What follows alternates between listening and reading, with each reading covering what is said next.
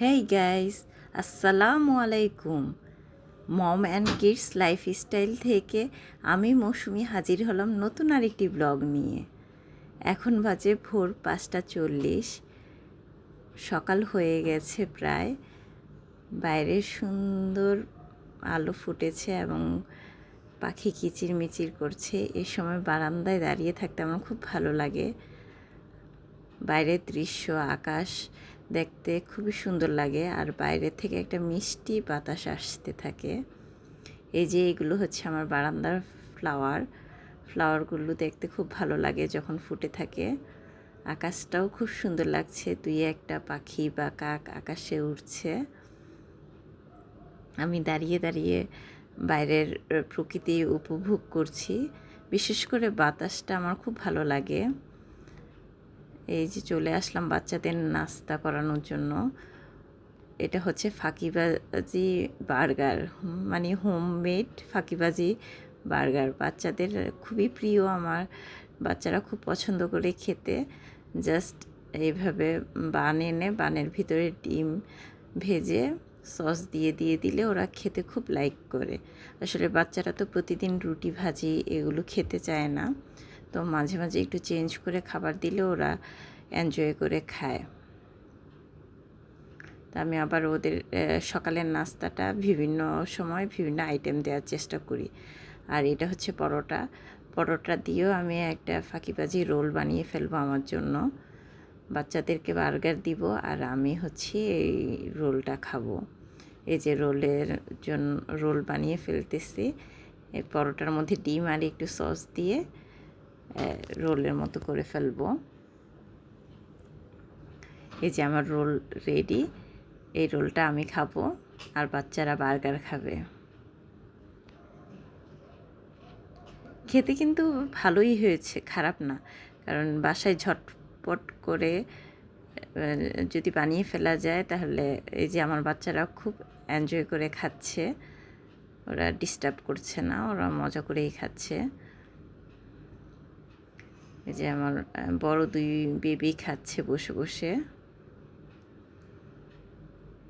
রুটি দিলে যেমন খেতে একটু ঝামেলা করতো, কিন্তু কি বার্গারটা বানিয়ে দিলে ওরা মজা করে খায়। যে আমার বাচ্চারা খুশি। এই দুপুরের খাবার নিয়ে এসেছি ওদের জন্য, ভাত, আম ডাল, ডিম, আচার। আজকে খুব সিম্পল খাবার। এই যে বাচ্চাদেরকে ডাকছি, ওরা ওদের খেলা খেলেই যাচ্ছে, খেতে আসতেছে না। ছেলেটা হচ্ছে একটু বেশি চঞ্চল, ওর অবশ্যই একটু প্রবলেম আছে, এডিএইচডি বলে এটাকে। ও এক সেকেন্ড স্থির থাকতে চায় না, সারাক্ষণ কিছু না কিছু করে, দৌড়ঝাঁপ, খুব ডিস্টার্ব করে। তো এখন কিছু করার নাই। ওদের খাওয়া শেষ। খাওয়ার সময় বা খাওয়ার পরপরই আমি বাচ্চাদের কখনোই পানি খেতে দিই না। এটার সাথে ওরা ইউজ টু হয়ে গেছে। খাওয়ার মিনিমাম হাফ অ্যান আওয়ার পরে আমি ওদের পানি খেতে দিই। কারণ খাওয়ার সময় পানি খেলে বাচ্চাদের পেট ভরে যায়, বাচ্চারা আর ভাত খেতে চায় না, বা গ্যাস্ট্রিকেরও সমস্যা হয়। বড়দের এবং বাচ্চাদের সবার জন্যই উচিত ভাত খাওয়ার হাফ অ্যান আওয়ার পরে পানি খাওয়া। এই যে বাচ্চাদের খাওয়ানোর পর আমি রান্না করতে গেলাম। আমাদের গ্যাস থাকে না, আমাদের বিকেলে বা রাতে রান্না করতে হয়, তখন কিছুটা গ্যাস আসে।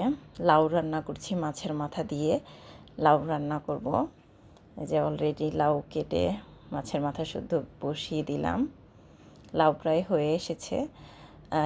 এটা লাউ হয়ে গেছে, কিন্তু অনেকে এইভাবে উঠিয়ে ফেলে, কিন্তু আমি লাউয়ের সাথে টমেটো দিই। টমেটো দিলে লাউটা খেতে খুব টেস্টি হয়।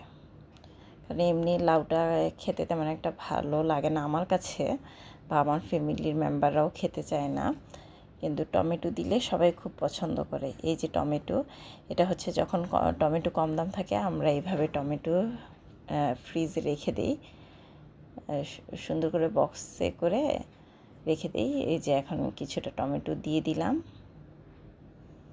এখন লাউটার কালারটাও সুন্দর হবে, খেতেও খুব টেস্ট হবে। যেমন লাউ রান্না কমপ্লিট। এখন ধনেপাতা দিয়ে উঠিয়ে ফেলবো। যে সাথে রান্না করছি শসি, মাছ দিয়ে শসি রান্না করব। অনেকে এটাকে ধুন্দুলও বলে। আচ্ছা, এই যে আমি মশলা দিয়ে এটাকে কষাচ্ছি, তেল ভেসে উঠেছে। এখনই আমি শসিগুলো দিয়ে দিব। সব মশলা, পেঁয়াজ, রসুন, হলুদ, মরিচ, ধনেপাতা, ধনেপাতার হচ্ছে গুঁড়া দিয়ে মশলাটা ভালো করে কষাই নিতে হবে। তারপর শসিগুলো দিয়ে দিব। শসির থেকে অনেক পানি উঠে, তো এক্সট্রা কোনো পানি দিতে হয় না। ঢেকে রান্না করলেই হয়ে যায়। যে শসিগুলো দিয়ে কিছুক্ষণ নেড়ে চেড়ে আমি ঢেকে দিব।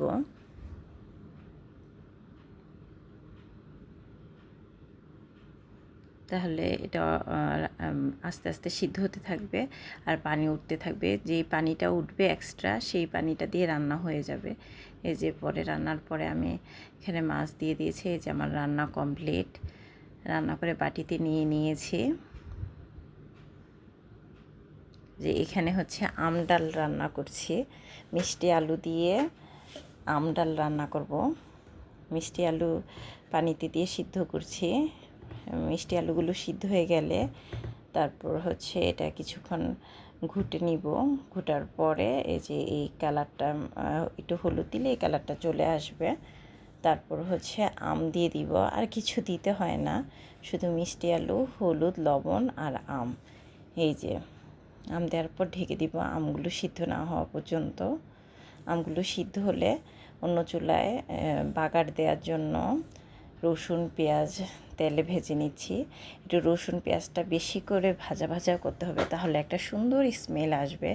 কম ভাজলে স্মেলটা আসবে না। মানে মেনলি ডালের বাগারের স্মেলটাই তো ভালো লাগে। এই যে আমার আম ডাল রেডি হয়ে গেছে, আমার রান্না কমপ্লিট। আর রান্না করব চিকেন। এটা হচ্ছে দেশি মুরগি, তো এর জন্য ছোট একটা দেশি মুরগি আমি কড়াইতে পেঁয়াজ দিয়ে ভাজা ভাজা করতেছি।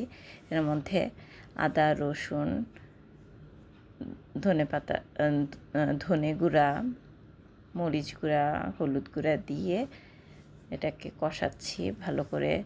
একটু কষানোর পরে তেলটা যখন ভেসে উঠবে উপরে, তখন চিকেনগুলো দিয়ে দিব। যে চিকেনগুলো দিয়ে দিচ্ছি।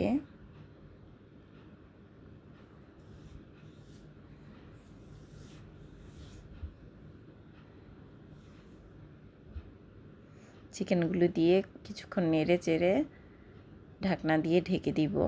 চিকেন থেকে আস্তে আস্তে পানি উঠবে আর চিকেনটা সিদ্ধ হতে থাকবে। আর এতে চিকেনটা কষাবো, এক্সট্রা এখন পানি অ্যাড করব না। এই যে চিকেনটা প্রায় হয়ে এসেছে, অনেকক্ষণ ধরেই সিদ্ধ হচ্ছে।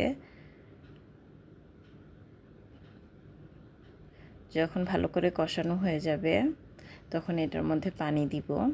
যেহেতু দেশি মুরগি, সিদ্ধ হতে একটু লেট হবে, এজন্য বেশি পানি দিতে হয়েছে। ফার্মের মুরগি হলে আর পানি দিতে হতো না, ওইটার মধ্যেই যেই পানি উঠতো সেই পানিতেই রান্না হয়ে যেত। এই যে আমার রান্না কমপ্লিট। রান্না করে অন্য আরেকটা কড়াইতে ঢেলে নিয়েছি। অলরেডি চিকেন কারি রান্না হয়ে গেছে।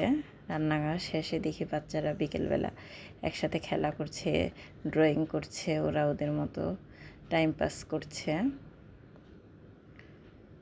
এই যে বাচ্চাদের রাতের খাবার রেডি করছি।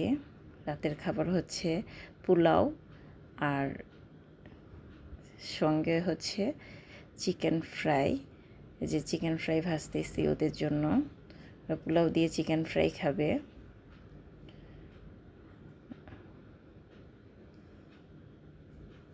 চিকেন ফ্রাই ভাজা হয়ে গেলে ওদেরকে ভাত খাইয়ে দিব। এই যে ভাজা হয়ে গেছে, ভাত, ডাল, শসি তরকারি আর চিকেন।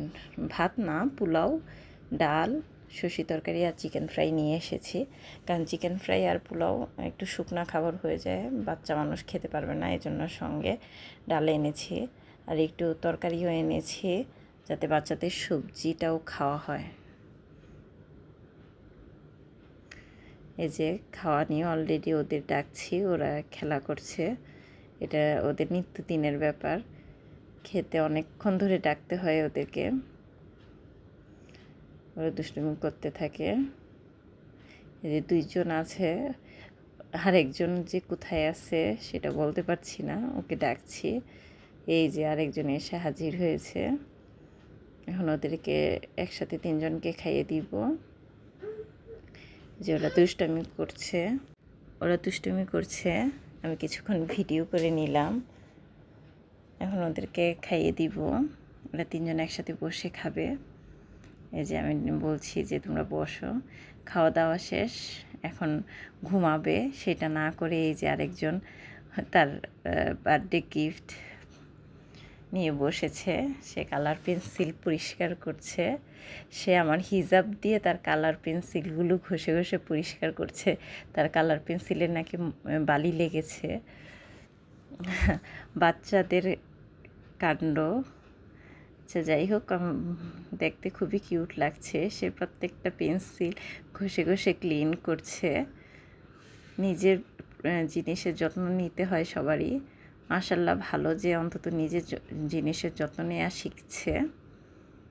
এই যে কাঁধে ব্যাগ নিয়ে ঘুমিয়ে পড়ছে, যেই অবস্থায় ছিল সেই অবস্থায় ঘুমিয়ে পড়ছে। দুই বোন ঘুমাইছে আর ভাই অন্যদিকে দুষ্টুমি করতেছে।